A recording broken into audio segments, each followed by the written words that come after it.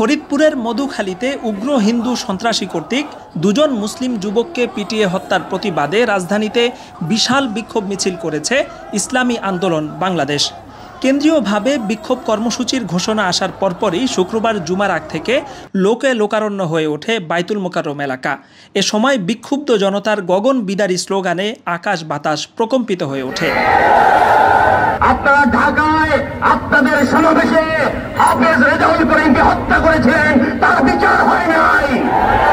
মিছিল পূর্ব বিক্ষোভ সমাবেশে বক্তারা মর্মান্তিক এই ঘটনার জন্য সরকারকে দায়ী করেছেন। ঘটনার এক সপ্তাহ পেরিয়ে গেলেও এখন পর্যন্ত মূল অপরাধীদের শনাক্ত করে বিচারের মুখোমুখি না করায় বক্তারা সরকারের কঠোর সমালোচনা করেন। বেঁধে রেখে সারা রাত নির্যাতন করে অবৈধভাবে হত্যা করা হয়েছে। কেন হত্যা করা হয়েছে? তারা নাকি মন্দিরে আগুন দিয়েছে, অথচ প্রমাণিত তারা মন্দিরে আগুন দেয় নাই, তারা কাজ করতেছিল। কিন্তু সরকার এক সপ্তাহ হয়ে যাওয়ার পরেও হত্যাকারীদেরকে গ্রেফতার করে নাই। সমাবেশে প্রধান অতিথির বক্তব্য রাখেন ইসলামী আন্দোলন বাংলাদেশের সিনিয়র নায়েবে আমির মুফতি সৈয়দ মোহাম্মদ ফয়জুল করিম। এ সময় আগামী এক সপ্তাহের মধ্যে মূল অপরাধীদের গ্রেফতার করে শাস্তির মুখোমুখি করার আলটিমেটাম দেয়া হয়। সমাবেশের পর বাইতুল মোকাররমের উত্তর গেট থেকে বিশাল এক বিক্ষোভ মিছিল শুরু হয়। এ সময় সর্বস্তরের তৌহিদি জনতা মিছিলে অংশ নিয়ে মুসলিম হত্যার বিচার দাবি করে বিভিন্ন রকম স্লোগান দিতে থাকেন।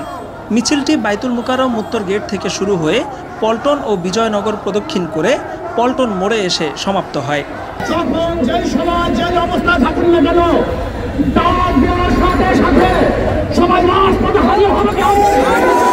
ফরিদপুরের মর্মান্তিক ঘটনায় আঞ্চলিকভাবে কিছু বিক্ষিপ্ত কর্মসূচি পালিত হলেও রাজধানীতে কেন্দ্রীয়ভাবে এটি ছিল প্রথম কোনো কর্মসূচি।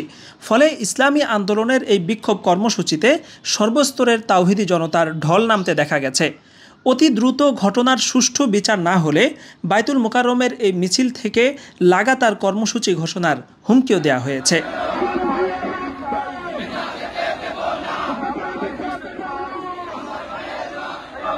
Shah Mohammad Khalid, MBA Times, Dhaka.